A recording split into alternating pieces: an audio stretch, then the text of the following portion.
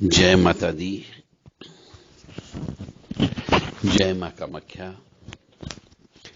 मां भगवती जगत जननी आद्य शक्ति भवानी आह्लादिनी शक्ति कष्ट निवारिणी दुख निवारिणी महिषासुर मर्दिनी चंडमुंड नाशिनी सिंह वाहिनी क्लेश नाशिनी पाप नाशिनी दुरितापहारिणी शत्रु संग विदारिणी आपको सुखी रखे, स्वस्थ रखे, प्रसन्न रखे। मां भगवती आपको सद्बुद्धि प्रदान करती रहे। प्रश्न हमारे सामने यह है कि दरबार में पहले बहुत तेज गति से काम होता था, बहुत जल्दी काम होता था। अब थोड़ा काम में डिले होने लगा है। दरबार में यानी कि जहां पर देवी देवता के रूप में प्रेत आत्माएं आती है। ईश्वर, जैसा कि मैं बार बार कहता हूं, न तो मैंने कभी ईश्वर को देखा है, न आपने कभी ईश्वर को देखा, न कभी जिंदगी में आप ईश्वर को देख पाओगे। हम जैसी कल्पना करते हैं वैसी कल्पना हमारे सामने उपस्थित होती है, वही हमारा ईश्वर है। वास्तविक रूप में, सत्यता के रूप में यदि चलोगे तो ईश्वर का मतलब है ऑक्सीजन, ईश्वर का मतलब है वायु, ईश्वर का मतलब है अग्नि, ईश्वर का मतलब है आग, और ईश्वर का मतलब है जल, ईश्वर का मतलब है पानी। यदि आपके शरीर में या किसी भी जीवात्मा के शरीर में आग नहीं होगी तो मर जाएगा, पानी नहीं होगी तो मर जाएगा, हवा नहीं होगी तो मर जाएगा। इन तीनों को मिला लो तो ईश्वर बना है, बस, बाकी कोई ईश्वर नहीं।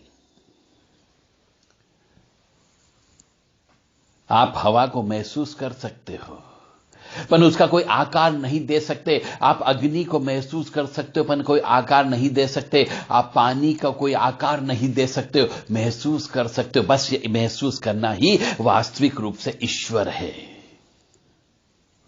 बाकी तो हमारी कल्पना है। तो दरबार में जो हम कल्पना करते हैं, वह कल्पना हमारे सामने प्रकट होती है। यदि हमने मां भगवती काली की कल्पना की, जैसा कि चित्र बनाया गया, तो हमारे सामने वैसे ही कल्पना के रूप में एक शक्ति वैसा ही रूप धारण करके हमें क्षणिक दिखा देती है, प्रत्यक्ष दर्शन करा देती है।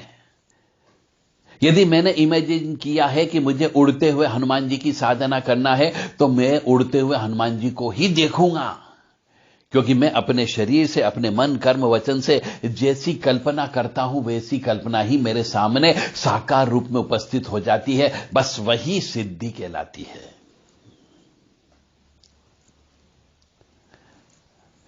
तो अब दरबार लगने लगे, हनुमान जी आने लगे, भैरव जी आने लगे, काली मां आने लगी, कंकाली काली, भैरव, दक्षिण काली, महाकाली, मां भगवती दुर्गा, इन सबके रूप में उस व्यक्ति ने जैसी इमेजिनेशन की, जैसा सोचा था, वैसी कल्पना वो मां भगवती ने, उस अदृश्य शक्ति ने वैसी कल्पना साकार रूप में उनके सामने प्रस्तुत कर दी।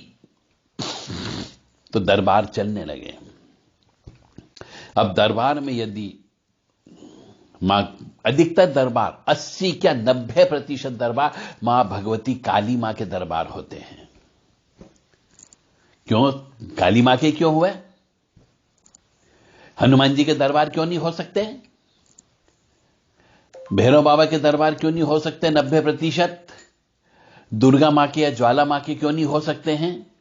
पर काली मां के ही दरबार होते हैं।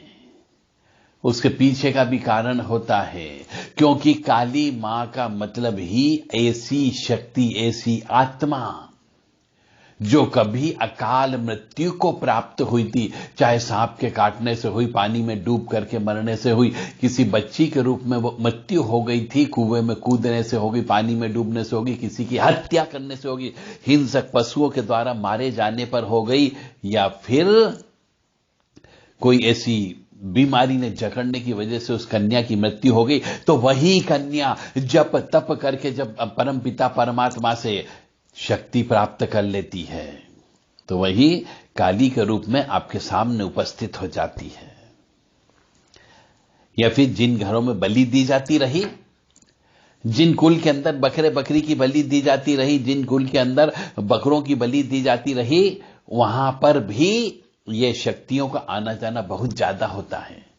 तो यदि दरबार में काम करना कम हो गए हैं, या फिर दिखना कम हो गया है, या बातचीत होना बंद हो गई है, दरबार में काम भी देरी से होने लगे हो, तो आप मां भगवती काली के नाम से बकरे की बलि देना प्रारंभ कर दीजिए, उनकी पूजन अर्चन करना प्रारंभ कर दीजिए। मां भगवती को नींबू की बलि देना प्रारंभ कर दीजिए, गन्ने की बलि देना प्रारंभ कर दीजिए, मछली की बलि देना प्रारंभ कर दीजिए। फिर देखो दरबार आपका चलने लगेगा।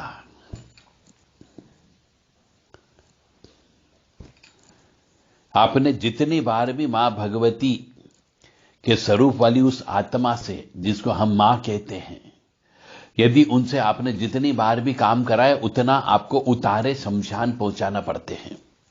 यदि आपने यह काम नहीं किया तो निश्चित तौर से धीरे धीरे दरबार की बदनामी होना प्रारंभ हो जाती, शक्ति छोड़ करके चली जाती है, और साधक परेशान हो जाता है, गुनिया परेशान हो जाता है, भोपा परेशान हो जाता है, ओझा परेशान हो जाता है, भगत परेशान हो जाता है।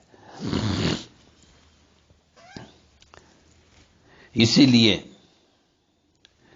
यदि दरबार को शक्तिशाली बना करके रखना है तो बलि देते रहना चाहिए। हर अमावस्या के एक दिन पहले वाली 14 को शमशान में जाकर के सभी देवी देवताओं को, वहां पर बैठने वाली शक्तियों को भोजन अवश्य देना चाहिए, क्योंकि आप काम कराते हो उनसे।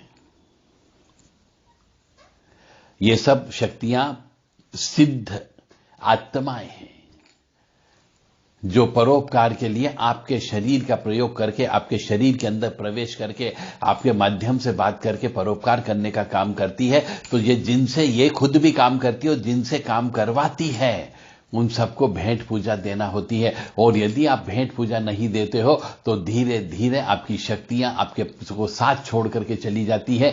जो बोलती है वह सत्य नहीं होता है, जो बताती है वो सत्य नहीं होता है। इसलिए इन शक्तियों को पूजना पड़ता है, मना करके रखना पड़ता है, भेंट अवश्य देना पड़ती है। बिना भेंट दिए यदि आप काम कराओगे तो एक समय के बाद में दरबार समाप्त हो जाएगा, चलना बंद हो जाएगा।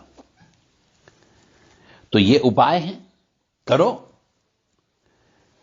अमावस्या के एक दिन पहले वाली 14 की रात्रि को 11:30-12 बजे आपको शमशान पहुंचना है। 3 घंटे वहीं पर रहना है, पूजन अर्चन करना है, जब तब करना है। हवन कर सकते हो तो हवन भी कर लो।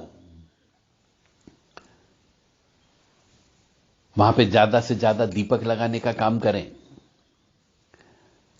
और उतारा जो भी होता है नियम के मुताबिक, गुरु गम में जो उतारे होते हैं, उन उतारों को वहां पे अवश्य रख करके आओ। केवल आप लोग बतासे से प्रसन्न करने का प्रयास मत करना।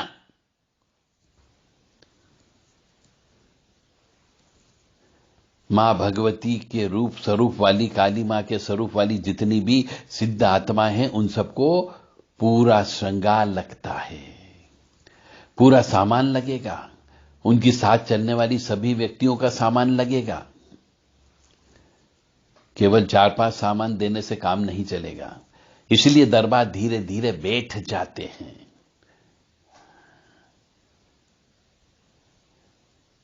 तो शमशान जाने पर आपको एक तो नींबू की बलि देना है, नींबू काटना है, कपूर की बलि देना है, लौंग की बलि देना है, गन्ने की बलि देना है, मछली की बलि देना है, मुर्गे की बलि आपको देना है, खप्पर भरना है, बकरे की बलि देना है। यदि आप काली मां की सेवा कर रहे हैं तो जय हो कंकाली काली, महाकाली, भद्रकाली, दक्षिण काली, शमशान काली, यदि इन काली में से किसी की भी आप पूजन अर्चन कर रहे हो, किसी भी स्वरूप वाली यदि आती हो, चाहे इसमें महाकाली भी शामिल है, तो आपको ये थाल भर करके ले जाना ही ले जाना है। तो आपके दरबार की मर्यादा बनी रहेगी, अन्यथा मर्यादा टूट जाएगी। वो शक्ति आपको जो पहले बात करती थी वो बात नहीं कर पाएगी, और यहां तक कि जो बोलेगी वो सत्य नहीं होगा। दरबार चलाना कोई हंसी खेल नहीं है।